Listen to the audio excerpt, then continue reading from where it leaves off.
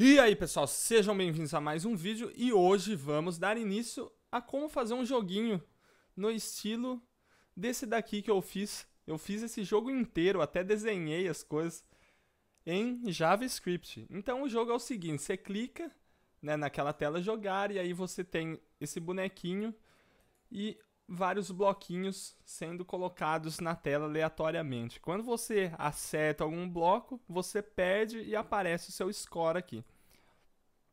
Você pode dar no máximo 3 pulos, né?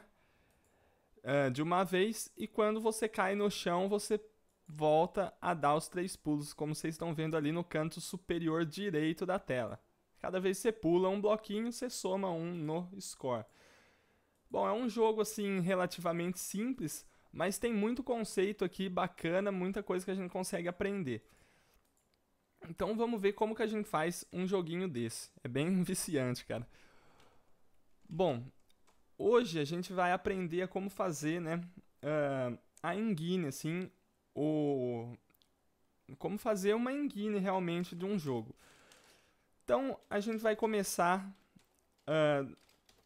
digitando aqui doctype HTML e salvando o nosso documento. Eu vou salvar ele como jogo.html em qualquer lugar aí. Eu já tinha um arquivo com esse nome, então eu só vou sobrescrever ele. Aqui a gente começa abrindo as tags HTML. Aqui a gente abre e fecha a head. Aqui dentro a gente dá um título, né? Abrindo title, /title. Tá certo? Tá. Aqui a gente vai chamar minha engine, né? E aqui, antes desse title, a gente vai dar um meta charset igual a UTF-8. E aqui a gente fecha a barrinha assim. Bom, aqui a gente só definiu, né, o tipo de caractere que a gente vai usar, se bem que a gente nem precisava disso. Aqui a gente abre e fecha as tags body. E agora vai começar a diversão, cara. Aqui a gente abre e fecha as tags script. Eu não vou identar esse script porque senão o código ia começar a ficar muito identado, ia começar a ficar muito para frente e ficar ruim, né? Bom, a gente vai começar aqui definindo algumas variáveis de jogo. Variáveis do jogo, tanto faz, isso não é importante. Bom, a gente vai ter a canvas, que é o que a gente vai usar para desenhar as coisas, e a gente vai ter o contexto, que a canvas e o contexto elas estão diretamente ligadas, né? Aqui eu vou criar uma variável altura maiúscula, uma variável largura maiúscula, e aqui uma variável frames, e vou setar ela para 0, né? Essa altura e essa largura aqui eu só vou usar para pegar o tamanho da janela da pessoa. E os frames eu vou, sempre que eu vou atualizar esse frame sempre, né? Eu sempre vou somar um frame quando eu rodar, quando eu passar pelo loop. A cada quadro, né, que eu renderizar, eu vou somar um nesse frame aqui. Isso para eu ter um controle, né, da taxa que eu estou rodando o jogo, e eu vou usar isso, por exemplo, para criar novos bloquinhos aqui, para eu saber, tipo, em quanto tempo eu vou chamar um bloquinho novo, né? Se eu tenho a quantidade de frames, eu tenho uma quantidade de tempo associada a esses frames. Bom, enfim. A gente vai ter algumas funções, né? Que são padrões de uma engine, que a gente vai ter a função principal, e eu já vou aproveitar e vou chamar essa função principal. A gente só vai chamar essa função principal aqui para inicializar o jogo, né? Então aqui inicializa o jogo. Então aqui chamou a função principal, vai começar a rodar todo o jogo. A gente vai ter uma função, né, para identificar se a pessoa clicou, chamar ela de clique. A gente vai ter uma função para rodar o jogo, que é onde vai ficar o nosso loop, que ele vai ficar atualizando e desenhando na nossa canvas. Então aqui a gente vai ter atualiza,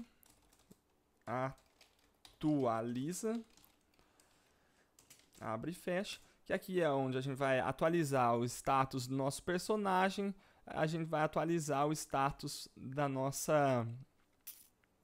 dos nossos bloquinhos, né? E aqui a gente vai desenhar, função desenha, a gente vai desenhar o nosso personagem, os nossos bloquinhos, o nosso chão e etc. Bom, vamos começar aqui na função principal e a gente vai querer primeiro, né, saber o tamanho da janela do usuário. Para isso a gente vai atribuir um valor à altura. Vamos atribuir primeiro para a largura.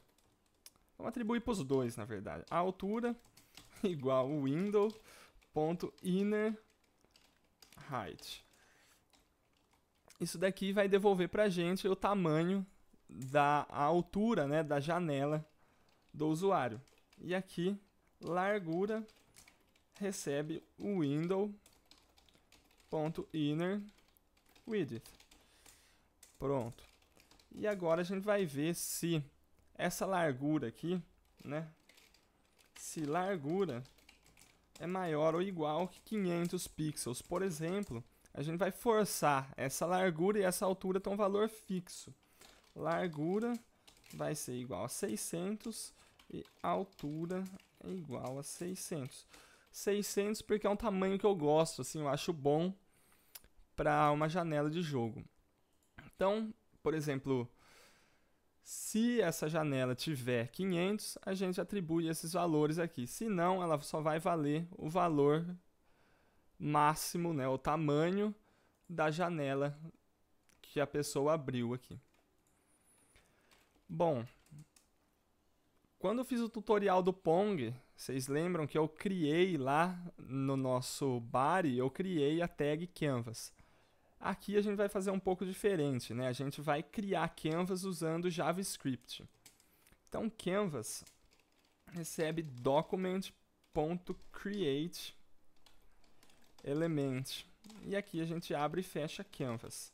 Aqui a gente está criando esse elemento canvas. A gente não está adicionando ele no HTML, a gente só está criando no nosso script um elemento do tipo canvas. E a nossa canvas tem como parâmetros, né, padrão, uma largura, que é o width, e a gente tem aqui a largura que a gente leu. E a gente tem a height, canvas.height, igual a altura. Pronto. Aqui a gente criou a canvas e atribuiu para ela a largura e a altura. Se a gente quiser criar uma borda para ela, a gente pode fazer o seguinte, canvas.style.border. E aqui a gente coloca o onepixel solid hash 000. Aqui a gente está criando uma borda preta para nossa canvas.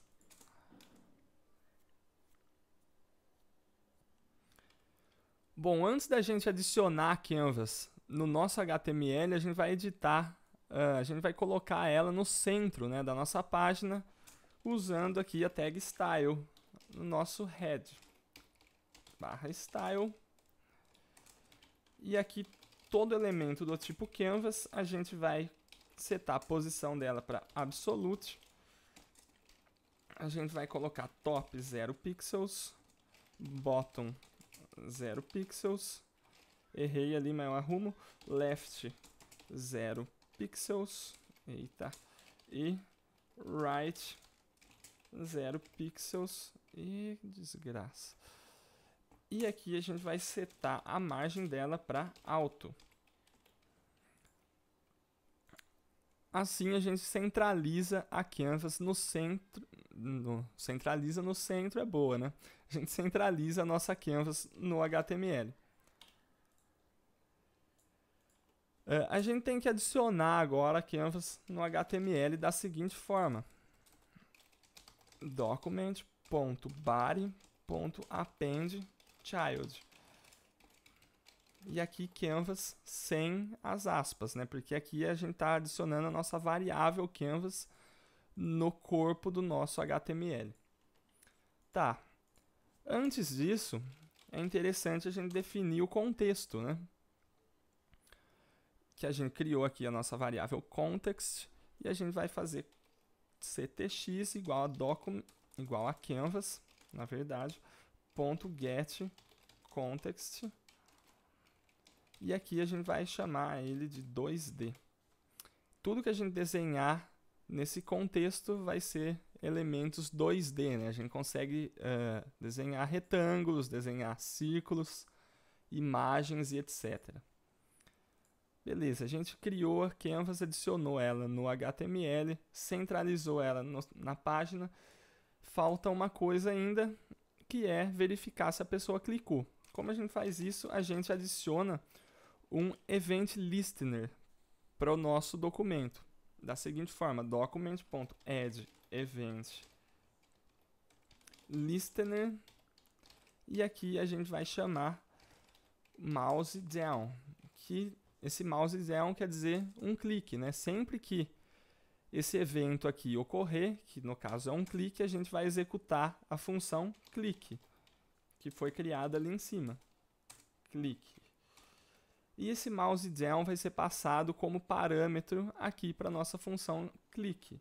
Então a gente vai escrever aqui um event, por exemplo. Esse parâmetro pode chamar qualquer coisa, pode chamar e, pode chamar evt, do jeito que vocês preferirem. Eu vou chamar o meu de evento. Event, assim. Bom, para a gente testar, eu vou exibir um alerta na página.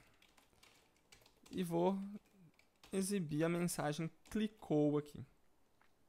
Bom, vamos abrir então esse documento, né? Aqui usando o Chrome. E aqui estamos no Google Chrome.